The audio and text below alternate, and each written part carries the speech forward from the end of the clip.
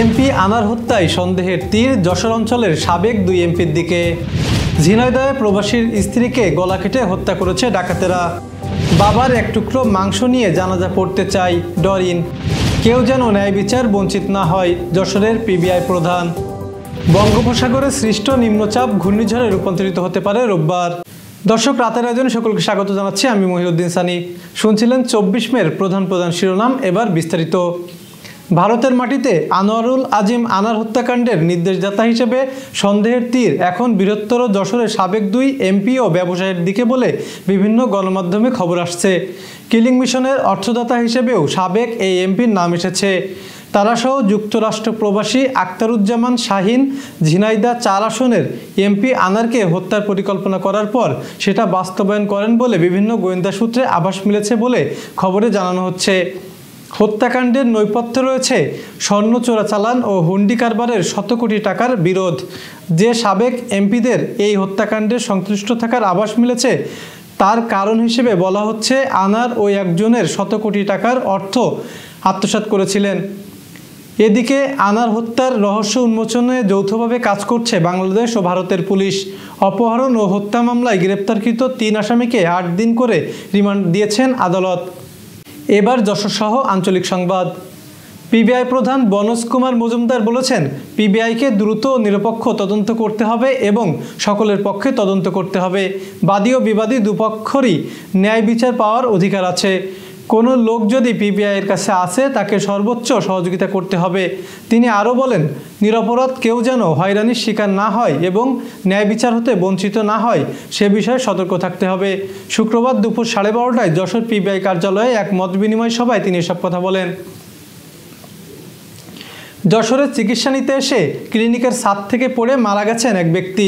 শুক্রবার সকালে এই ঘটনা ঘটে। নিহত ওই ব্যক্তির নাম নুরুল ইসলাম। তিনি যশোর সদরের কেফায়েতনগরের হানিফ বিশ্বাসের ছেলে। পরিবারের সদস্যরা জানান, নুরুল দীর্ঘদিন ধরে মানসিক রোগে আক্রান্ত।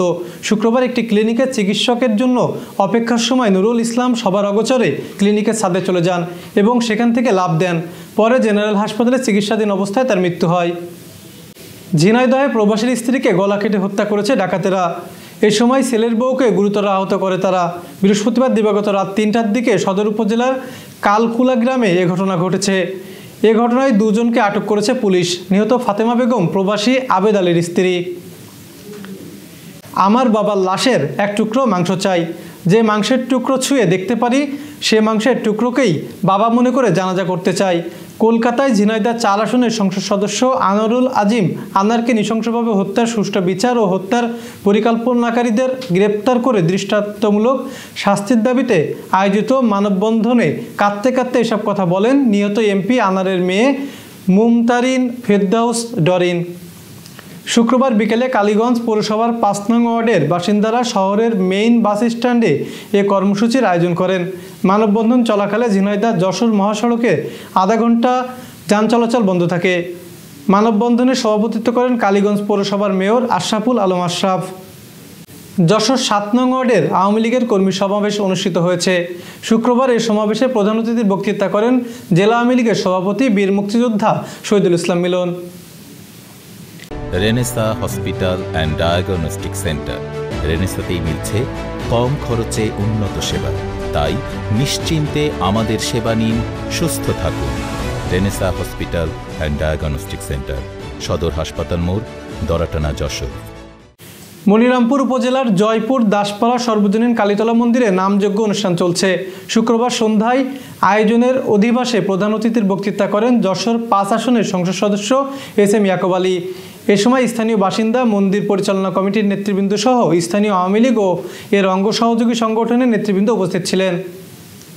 আবহাওয়া সংবাদ।